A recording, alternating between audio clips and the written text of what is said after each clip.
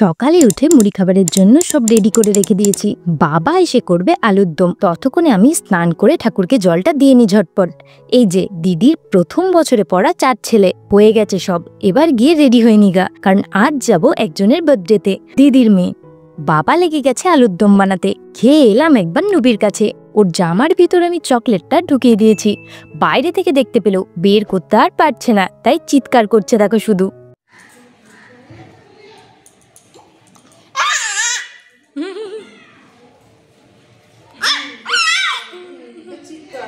চলে এসছি দিদির বাড়ি, বার্থডে গার্ল এখন কেক কাটবে।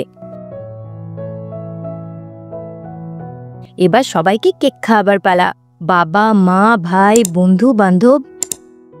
এই রে, মুখ থেকে কেকটা নিয়ে দিদির গালে লাগিয়ে দিল বদমাসটা।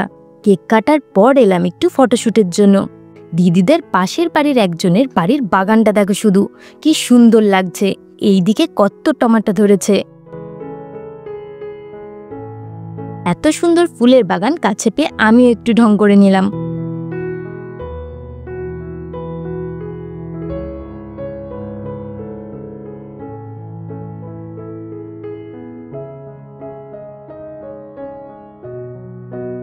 আর আমার দিদির বাড়িতে হয়েছে বেগুনি কালারের ধুত্র ফুল।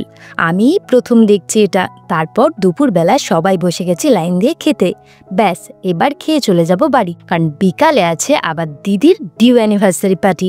ওই দিদির বাড়ি থেকে এসে একটু রেস্ট করে চলে এসছি। এইদিকে কেক সাজানো হয়ে গেছে, চলো এবার কেক কাটা হবে।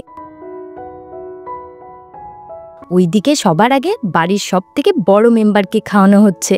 খাবে এতটুকু আর হাঁ করবে ইয়াব বড়। চলো তাহলে, আজ তো সকাল বিকাল ভুড়ি ভোজটা ভালোই হলো। ভিডিওটা ভালো লাগলে একটা লাইক করে চ্যানেলটা সাবস্ক্রাইব করে নিও। দেখা হচ্ছে আবার পরের একটা ভিডিওতে, ততক্ষণের জন্য টাটা।